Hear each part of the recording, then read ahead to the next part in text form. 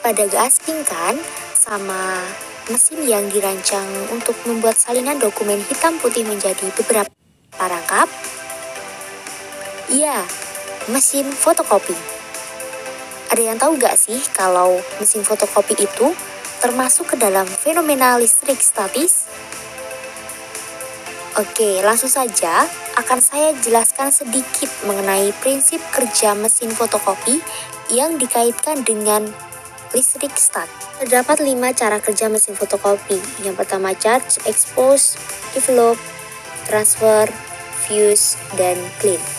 Yang pertama, pada proses charge, drum silinder elektrostatis dibebankan oleh kawat bertegangan tinggi atau yang biasa disebut dengan kawat corona. Drum ini memiliki lapisan dari material fotokonduktor.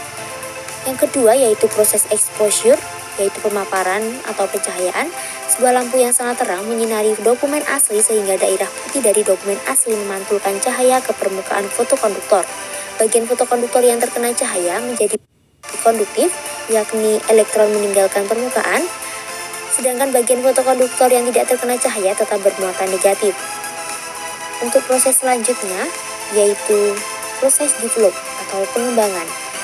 Serbuk toner yang bermuatan positif disalurkan ke bagian drum fotokonduktor. Serbuk toner akan tertarik dan menempel pada bagian yang bermuatan negatif sehingga terbentuk salinan gambar dokumen pada drum. Penyinaran kembali oleh cahaya pada seluruh permukaan fotokonduktor menyebabkan elektron akan meninggalkan permukaan dan membebaskan serbuk toner. Untuk tahap selanjutnya yaitu proses transfer atau pemindahan gambar ke kertas. Gambar toner yang dihasilkan pada permukaan drum ditransfer ke selai kertas. Fotokonduktor menjadi tidak bermuatan dengan toner menempel di atas permukaannya. Selembar kertas dilewatkan di atas permukaan fotokonduktor sehingga serbuk toner menempel ke kertas. Untuk langkah selanjutnya yaitu proses fusing atau pemanasan. Kertas dilewatkan melalui 2 buah roll yang memiliki panas dan tekanan. Proses pemanasan kertas menyebabkan toner meleleh sehingga toner tetap menempel erat pada kertas dan terbentuk salinan gambar yang sesuai dengan aslinya. Kemudian langkah yang terakhir yaitu pembersihan serbuk toner. Nah, serbuk toner yang tersisa akan dibersihkan.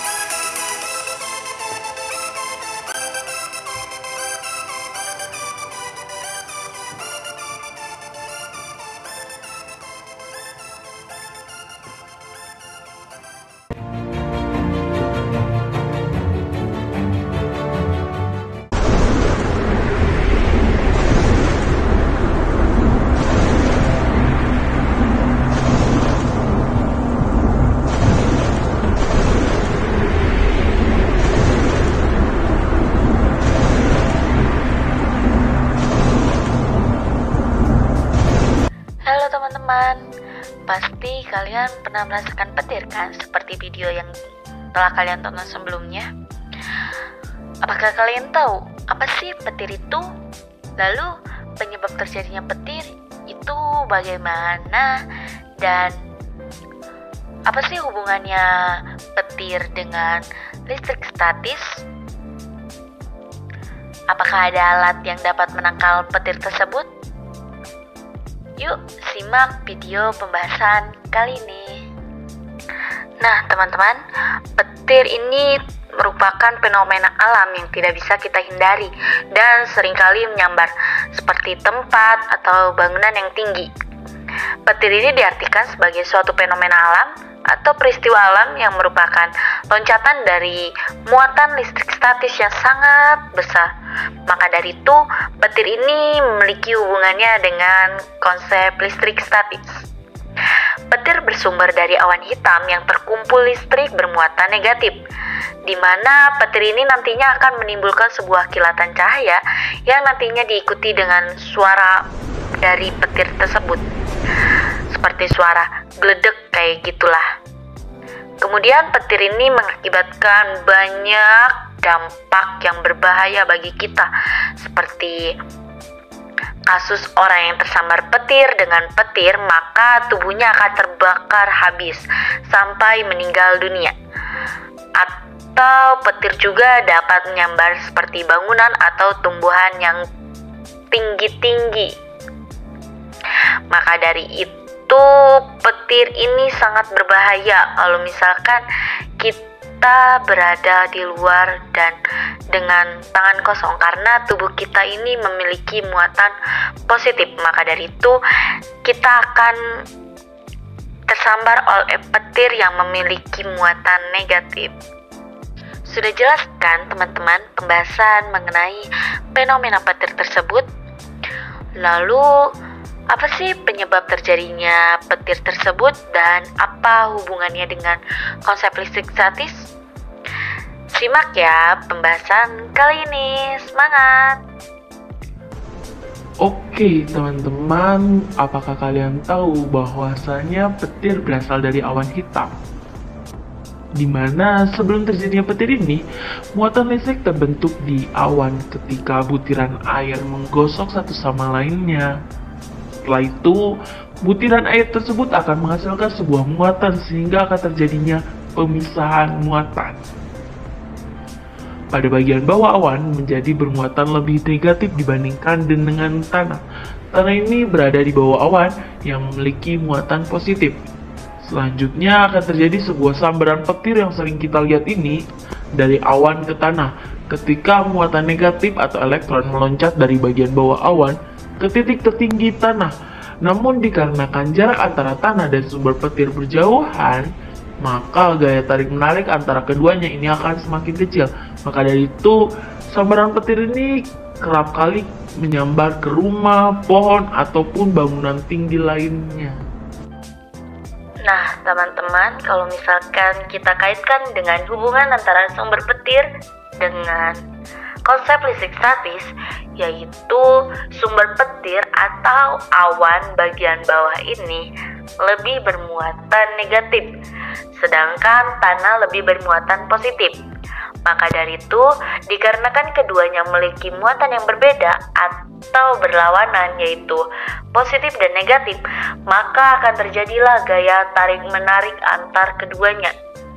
Namun, karena jarak antara sumber petir dengan tanah jaraknya itu jauh, maka gaya tarik-menarik tersebut hanyalah kecil, sehingga yang menjadi sasaran petir adalah rumah, pohon, ataupun bangunan tinggi.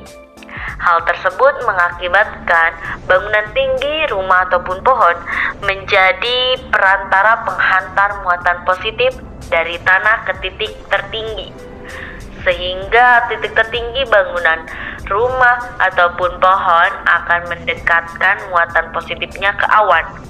Karena jarak antara sumber petir dengan titik tertinggi bangunan ataupun pohon jaraknya ini dekat, maka gaya tarik-menarik keduanya akan semakin kuat, sehingga terjadilah lompatan elektron yang menghasilkan sebuah kilatan cahaya yang sering kita kenal dengan namanya petir. Maka dari itu, agar petir tidak menyambar bangunan-bangunan, maka keraplah dipasang dengan alat bernama penangkal petir. Penangkal petir merupakan sebuah alat atau perangkat sederhana seperti batang dengan bentuk tombak dari bahan logam yang runcing dan kabel, di mana alat tersebut memiliki bagian komponen utama yaitu splissen atau batang penangkal, kawat konduktor, dan grounding atau tempat pembumian.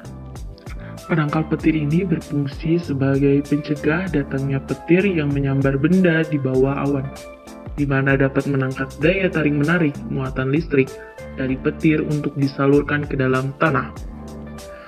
Sehingga alat ini sebagai media penghantar listrik dari sambaran kilat yang diteruskan ke media lain seperti tanah, kemudian dapat meredam efek sambaran petir yang sangat membahayakan. Sehingga dapat sebagai pencegah terjadinya konslet aliran listrik saat cuaca buruk dan juga banyaknya petir.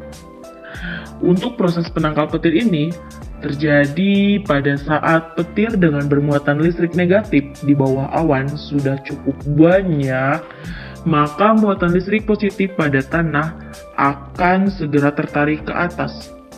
Kemudian muatan listrik naik melalui kabel konduktor ke ujung batang penangkal petir, di mana jika muatan listrik ini negatif, benda cukup dekat di atas atap, maka daya tarik-menarik semakin kuat, sehingga muatan positif di ujung penangkal petir ini tertarik ke arah muatan negatif.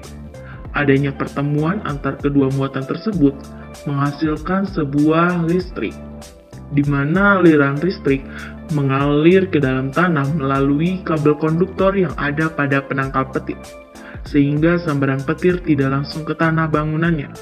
Akan tetapi, sambaran petir ini dapat terjadi melalui kawat jaringan listrik serta merusak alat elektronik pada bangunan yang terselubung ke jaringan listrik. Hal tersebut juga menyebabkan kebakaran atau ledakan, sehingga adanya penangkal petir ini menarik petir yang ada pada awan tersebut untuk disalurkan ke dalam tanah. Itulah teman-teman fenomena mengenai petir.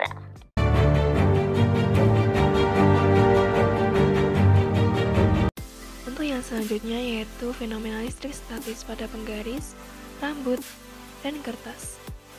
Nah, bagaimana kaitan antara listrik statis dengan penggaris, rambut, dan kertas? Berikut adalah sedikit penjelasannya. Ketika penggaris hanya ditempelkan pada kertas, maka tidak akan terjadi reaksi apapun. Hal tersebut dikarenakan penggaris yang belum digosokkan pada rambut, penggaris tersebut masih bersifat netral. Nah, penggaris tersebut belum menerima muatan dari rambut. Berbeda jika penggaris telah digosokkan pada rambut, maka penggaris dapat menarik potongan kertas dan kertas akan menempel pada penggaris. Nah, bagaimana hal tersebut dapat terjadi?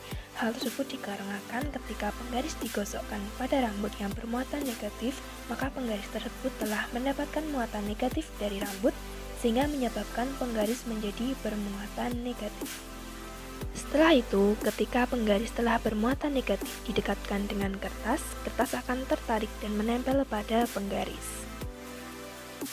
Mengapa peristiwa tersebut dapat terjadi? Peristiwa tersebut dapat terjadi karena setiap benda seperti penggaris memiliki dua muatan, yaitu muatan positif dan negatif dengan jumlah yang sama. Namun, ketika penggaris digosokkan pada rambut, maka elektron pada rambut akan berpindah ke penggaris, sehingga penggaris akan kelebihan elektron dan menjadi bermuatan negatif.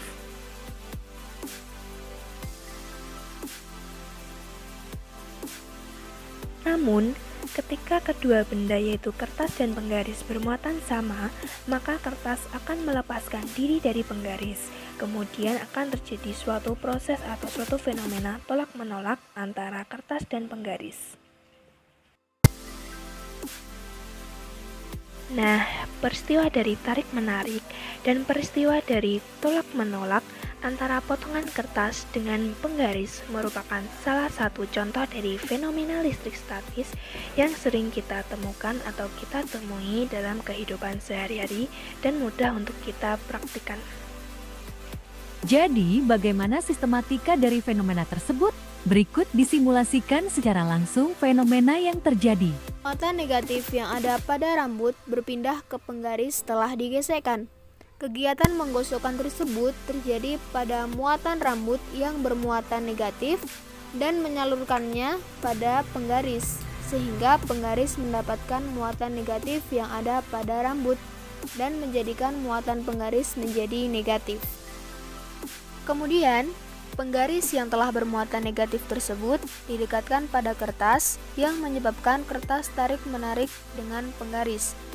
Gaya tarik-menarik terjadi ketika dua benda memiliki muatan yang berbeda, yaitu positif dan juga negatif. Dengan demikian, dapat disimpulkan bahwa listrik statis terjadi apabila terdapat perbedaan muatan yang dimiliki benda akibat suatu peristiwa seperti menggosok. Menggosok merupakan cara paling mudah membuat benda yang awalnya netral menjadi bermuatan.